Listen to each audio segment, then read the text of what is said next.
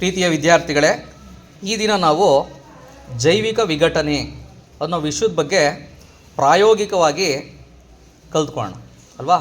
ಪ್ರಾಯೋಗಿಕವಾಗಿ ಜೈವಿಕ ವಿಘಟನೆ ಯಾವ ಥರ ಆಗುತ್ತೆ, ಜೈವಿಕ ವಿಘಟನೆ ಅಂದ್ರೇನು, ಯಾವ ವಸ್ತುಗಳು ಜೈವಿಕವಾಗಿ ವಿಘಟನೆ ಆಗ್ತವೆ, ಯಾವ ವಸ್ತುಗಳು ಜೈವಿಕವಾಗಿ ವಿಘಟನೆ ಆಗಲ್ಲ ಅನ್ನೋ ವಿಚಾರವಾಗಿ ನಾವು ಈ ದಿನ ತರಗತಿಯಲ್ಲಿ ತಿಳ್ಕೊಳ್ಳೋಣ. ಓಕೆ ಮಕ್ಕಳ, ಜೈವಿಕ ವಿಘಟನೆ, ಜೈವಿಕ ವಿಘಟನೆಯನ್ನು ಮಾಡೋದು ಯಾರು ಅಂದರೆ ಸೂಕ್ಷ್ಮಜೀವಿಗಳು. ನೀವಾಗಲೇ 8ನೇ ತರಗತಿ 2ನೇ ಪಾಠದಲ್ಲಿ ಓದಿದ್ದೀರ ಜೀವಶಾಸ್ತ್ರದಲ್ಲಿ ಸೂಕ್ಷ್ಮಜೀವಿಗಳು ಶತ್ರು ಮತ್ತು ಮಿತ್ರ. ಈ ಪಾಠದಲ್ಲಿ ಮಣ್ಣಿನಲ್ಲಿ ಹಲವಾರು ಸೂಕ್ಷ್ಮಜೀವಿಗಳು ಇರ್ತವೆ. ಆ ಸೂಕ್ಷ್ಮಜೀವಿಗಳಲ್ಲಿ 4 ಗುಂಪಿದೆ: ಬ್ಯಾಕ್ಟೀರಿಯಾ, ಶಿಲೀಂಧ್ರ, ಪ್ರೋಟೋಜೋವಾ ಮತ್ತು ಶೈವಲಗಳು ಅಂತ. ಅದರಲ್ಲಿ ಪ್ರಮುಖವಾಗಿ ಮಣ್ಣಿನಲ್ಲಿ ಸಾಕಷ್ಟು ಬ್ಯಾಕ್ಟೀರಿಯಾಗಳಿರುತ್ತೆ, ಶಿಲೀಂಧ್ರಗಳಿರುತ್ತೆ.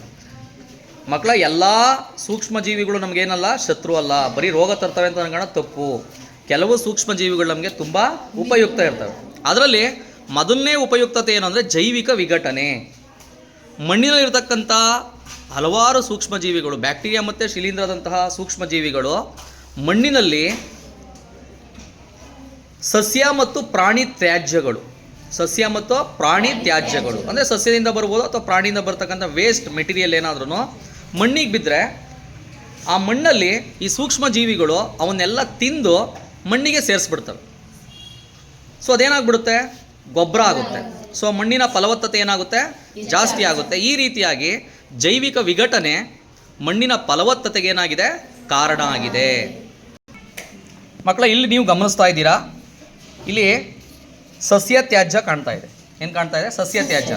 ಈ ಕಡಲೆಕಾಯಿ ಸಿಪ್ಪೆ ಇರ್ಬೋದು, ತರಕಾರಿ ಎಲೆ ಮತ್ತು ಅದರ ಬೇರು, ಕಾಂಡ ಇಲ್ಲವಾ, ಇದೆಲ್ಲ ಏನಿದು ಸಸ್ಯದ ತ್ಯಾಜ್ಯ ವಸ್ತು ಕಾಣ್ತಾ ಇದೆ. ಚಾಕ್ಲೇಟ್ ಕವರ್ ಇದೆ, ಬೇರೆ ಪ್ಲಾಸ್ಟಿಕ್ ಕವರ್ ಇದೆ. ಸೊ ಇದು ಒಂದು ರೀತಿಯ ವಸ್ತು. ಇಲ್ಲಿ ನಾವು 2 ರೀತಿ ವಸ್ತುಗಳು ನೋಡ್ತಾ ಇದ್ದೀವಿ, ಒಂದು ಪ್ಲಾಸ್ಟಿಕ್ಕು, ಇನ್ನೊಂದು ಸಸ್ಯ ತ್ಯಾಜ್ಯ. ಇಲ್ಲಿ ಏನು ಕಾಣ್ತಾ ಇದೆ, ನಿಮಗೆ ಒಂದು ಸಸ್ಯ ಕಾಣ್ತಾ ಇದೆ. ಮಕ್ಕಳ, ಪ್ರಮುಖವಾಗಿ ಆ ಸಸ್ಯ ಎಲ್ಲಿ ಬೆಳೆಯುತ್ತೆ? ಸಸ್ಯ ಬೆಳೆಯೋದಕ್ಕೆ ಏನು ಬೇಕು? ಮಣ್ಣು ಬೇಕು. ನೋಡಿ ಎಷ್ಟು ಚೆನ್ನಾಗಿದೆಯಲ್ವ ಮಣ್ಣು. ನೋಡಿ, ನಾವೆಲ್ಲರೂ ಪರೋಕ್ಷವಾಗಿ ನಾವೆಲ್ಲ ಮಣ್ಣೇ ತಿನ್ನೋದು, ಪರೋಕ್ಷವಾಗಿ ನಾವೆಲ್ಲ ಮಣ್ಣನ್ನೇ ತಿನ್ನೋದು. ಯಾಕೆ ಅಂದರೆ ಮಣ್ಣಿನಲ್ಲಿ ಹಲವಾರು ಪೋಷಕಾಂಶಗಳಿರುತ್ತೆ. ಮಣ್ಣಿನಲ್ಲಿರ್ತಕ್ಕಂಥ ಪೋಷಕಾಂಶಗಳು ಎಲ್ಲಿಗೆ ಬರುತ್ತೆ? ಸಸ್ಯಕ್ಕೆ ಬರುತ್ತೆ. ಆ ಸಸ್ಯದಲ್ಲಿರ್ತಕ್ಕಂಥ ಹಣ್ಣು, ಎಲೆ, ಸೊಪ್ಪನ್ನ ಯಾರು ತಿಂತೀವಿ? ನಾವೇ ತಿಂತೀವಿ. ಹಂಗಾರೆ ಮಣ್ಣಲ್ಲಿರ್ತಕ್ಕಂಥ ಪೋಷಕಾಂಶಗಳು ಸಸ್ಯಕ್ಕೆ ಬಂತು, ಸಸ್ಯ ನಾವು ಡೈರೆಕ್ಟಾಗಿ ಮಣ್ಣು ತಿನ್ನಲ್ಲ, ಬಟ್ ಮಣ್ಣಲ್ಲಿರೋ ಪೋಷಕಾಂಶಗಳು ಇಂಡೈರೆಕ್ಟಾಗಿ ನಮ್ಮ ದೇಹಕ್ಕೆ ಬಂದೇ ಬರ್ತವೆ. ನೋಡಿ, ನಾವು ತಿನ್ನೋದು ಮಣ್ಣೆ, ನಾವು ಸತ್ತ ಮೇಲೆ ಸೇರೋದು ಮಣ್ಣೆ ಅಲ್ವಾ. ಸೊ ಪ್ರಕೃತಿ ಅಷ್ಟು ಚೆನ್ನಾಗಿದೆ. ಅದಕ್ಕೋಸ್ಕರ ನಾವೆಲ್ಲ ಏನು ಮಾಡಬೇಕು? ಪ್ರಕೃತಿಯನ್ನು ಉಳಿಸ್ಬೇಕು. ಪ್ರಕೃತಿ ಉಳಿಸ್ಬೇಕು ಅಂತ ಅಂದರೆ ಮಣ್ಣನ್ನು ಉಳಿಸ್ಬೇಕು. ಪ್ರಕೃತಿಯನ್ನು ಉಳಿಸ್ಬೇಕು ಅಂದರೆ ಮಣ್ಣನ್ನು ಉಳಿಸ್ಬೇಕು.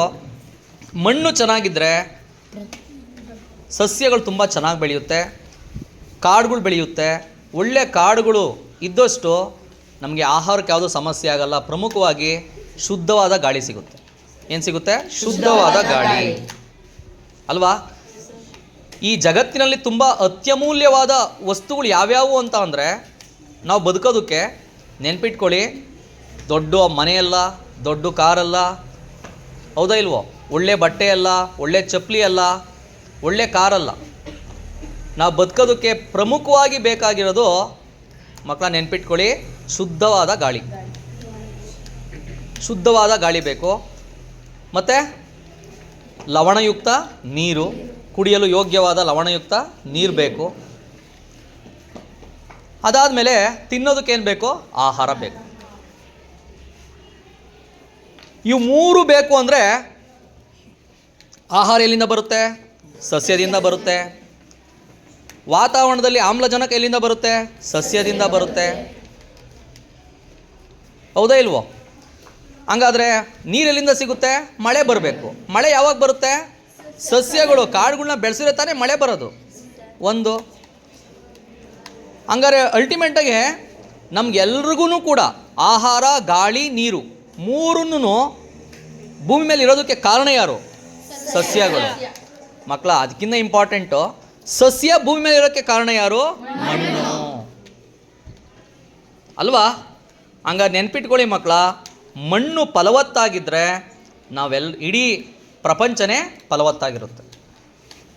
ಮಣ್ಣು ಫಲವತ್ತಾಗಿದ್ದರೆ, ಮಣ್ಣಿನ ಆರೋಗ್ಯ ಚೆನ್ನಾಗಿದ್ದರೆ, ಮಣ್ಣು ಸಮತೋಲನದಿಂದ ಕೂಡಿದ್ರೆ ಅರ್ಥ ಆಯ್ತಾ?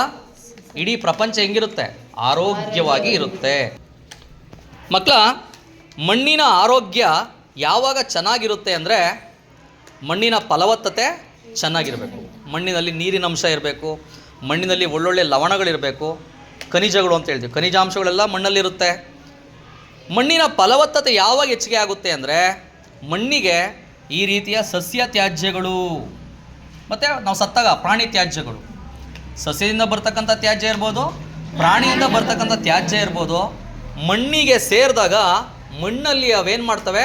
ನೀವು ಕಾಮನಾಗಿ ಹೇಳ್ತೀರಾ ಕೊಳ್ತು ಹೋಗ್ತವೆ ಅಂತ ಹೇಳ್ತೀರಾ. ಕೊಳ್ತು ಹೋಗ್ತವೆ, ಮಣ್ಣಿನಲ್ಲಿ ಕೊಳ್ತೋಗುತ್ತೆ. ಮಣ್ಣಿನಲ್ಲಿ ಈ ವಸ್ತುಗಳು ಕೊಳ್ತೋದಾಗ ಅದು ಗೊಬ್ಬರ ಆಗುತ್ತೆ. ಇದೇನಾಗುತ್ತೆ? ಫಲವತ್ತಾಗುತ್ತೆ, ಮಣ್ಣು ಫಲವತ್ತಾಗುತ್ತೆ. ಇದೇನಿದು? ಪ್ಲಾಸ್ಟಿಕ್. ಈ ರೀತಿ ಪ್ಲಾಸ್ಟಿಕ್ನಂತಹ ಹಾನಿಕಾರಕ ಅಪಾಯಕಾರಿ ವಸ್ತುಗಳಿವು. ಬರೀ ಮಣ್ಣಿಗಷ್ಟೇ ಅಲ್ಲ, ಇಡೀ ಭೂಮಿಗೆ, ಇಡೀ ಭೂಮಂಡಲಕ್ಕೆ ವಿಷ ಯಾವುದು ಅಂತ ಅಂದರೆ ಮಕ್ಕಳ ನಿಮಗೆ ಗೊತ್ತಿರಲಿ, ಪ್ಲಾಸ್ಟಿಕ್. ಇಡೀ ಭೂಮಿಯನ್ನೇ ಇವತ್ತು ಹಾಳು ಮಾಡ್ತಾ ಇದೆ ಈ ಪ್ಲಾಸ್ಟಿಕ್ಕು. ಯಾಕೆ ಹಾಳು ಮಾಡುತ್ತೆ? ಪ್ಲಾಸ್ಟಿಕ್ ಯಾಕೆ ತುಂಬ ಅಪಾಯಕಾರಿ ಅಂತ ಅಂದರೆ ಈ ರೀತಿಯ ಪ್ಲಾಸ್ಟಿಕ್ ವಸ್ತುಗಳು ಮಣ್ಣನ್ನು ಸೇರಿದಾಗ, ಮಣ್ಣೊಳಗಡೆ ಹಾಕಿದಾಗ ಯಾವುದೇ ಕಾರಣಕ್ಕೂ ಅವೇನಾಗಲ್ಲ, ಕೊಳ್ತೋಗಲ್ಲ, ಮಣ್ಣಲ್ಲಿ ಹಂಗೇ ಉಳ್ಕೊಂಡ್ಬಿಡ್ತವೆ. ಈ ಪ್ಲಾಸ್ಟಿಕ್ ಇರ್ತಕ್ಕಂಥ ವಸ್ತುಗಳು ಮಣ್ಣಲ್ಲಿ ಹಂಗೇ ಉಳ್ಕೊಂಡ್ಬಿಟ್ರೆ ಏನಾಗುತ್ತೆ? ಮಣ್ಣಿನ ಫಲವತ್ತತೆ ಏನಾಗ್ಬಿಡುತ್ತೆ? ಕಡಿಮೆ ಆಗುತ್ತೆ.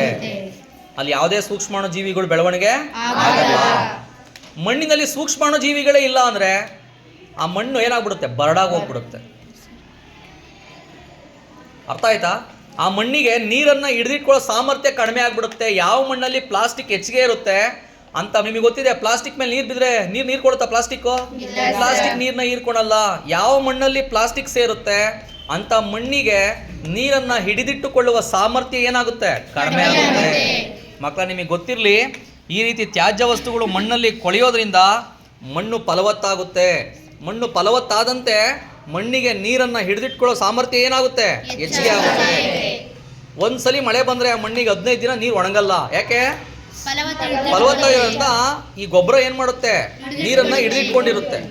ಎಷ್ಟೇ ಬಿಸಿಲು ಬಿದ್ದರೂ ಕೂಡ ಒಣಗಕ್ಕೆ ಬಿಡಲ್ಲ. ಮೇಲ್ಭಾಗ ಒಣಗುತ್ತೆ, ಬಟ್ ಒಳಭಾಗದಲ್ಲಿ ಏನಿರುತ್ತೆ? ನೀರು ಹಂಗೆ ಇರುತ್ತೆ. ಅರ್ಥ ಆಯ್ತಾ? ಸೊ ನಾವು ಮಕ್ಕಳ ಈಗ ಪ್ರಯೋಗ ಸ್ಟಾರ್ಟ್ ಮಾಡೋಣ. ಈ ಪ್ರಯೋಗ ಮುಗಿಬೇಕು ಅಂದರೆ 1 ತಿಂಗಳು ಬೇಕಾಗುತ್ತೆ, ನೆನಪಿರಲಿ. ಇವತ್ತು ಸ್ಟಾರ್ಟ್ ಮಾಡಿರ್ತೀನಿ, 1 ತಿಂಗಳು ಆದಮೇಲೆ ನಾವು ನೋಡೋಣ. ಓಕೆ, ರಿಸಲ್ಟ್ ಏನು, ಫಲಿತಾಂಶ ಏನು ಅಂತ. ಈಗ ನಾನು ಇಲ್ಲಿ ಕೊಳ್ತೋಗಿರ್ತಕ್ಕಂಥ ಸಾರಿ ಸಸ್ಯ ತ್ಯಾಜ್ಯ ಮತ್ತು ಪ್ಲಾಸ್ಟಿಕ್ 2 ವಸ್ತುಗಳನ್ನ ತೊಗೊಂಡಿದ್ದೀನಿ. ಈ 2 ವಸ್ತುಗಳನ್ನ ನಾವು ಇವಾಗ ಮಣ್ಣಲ್ಲಿ ಹೂತಾಕೋಣ, ಮಣ್ಣಲ್ಲಿ ಮುಚ್ಚೋಣ. ಅರ್ಥ ಆಯ್ತಾ? ಮಣ್ಣಲ್ಲಿ ಮುಚ್ಚಿ ಸುಮಾರು 1 ತಿಂಗಳು ಬಿಟ್ಕೊಂಬಂದು ಏನು ಮಾಡೋಣ? ನೋಡೋಣ ಏನು ಬದಲಾವಣೆ ಆಗಿರುತ್ತೆ ಎರಡರಲ್ಲೂ ಅಂತ. ಓಕೆ, ಹಾಂ, ಈಗ ನೋಡಿ, ಈ ಸಸ್ಯ ತ್ಯಾಜ್ಯಗಳನ್ನು ಮಣ್ಣಿಗೆ ಹಾಕಿದ್ದೀವಿ, ನೋಡ್ತಾ ಇದ್ದೀರಲ್ವಾ? ಮಣ್ಣಿಗೆ ಹಾಕಿ ಇದ್ರ ಮೇಲೆ ಏನು ಮುಚ್ಚೋಣ? ಮಣ್ಣು ಮುಚ್ಚೋಣ.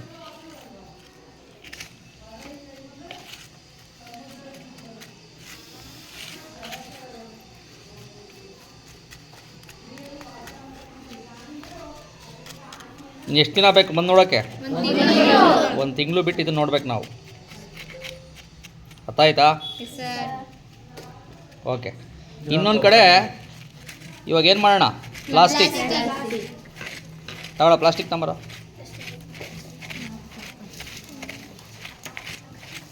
ಹಾಕೋದ್ರೊಳಗಡೆ ಪ್ಲಾಸ್ಟಿಕ್ ಹಾಕಪ್ಪ. ನೋಡಿ, ಸಾಕ್ಬಿಡಪ್ಪ. ಪ್ಲಾಸ್ಟಿಕ್ ಹಾಕಿದ್ದಾನಲ್ವಾ? ಈಗ ಪ್ಲಾಸ್ಟಿಕ್ಕನ್ನು ಕೂಡ ಮಣ್ಣಲ್ಲಿ ಏನು ಮಾಡೋಣ?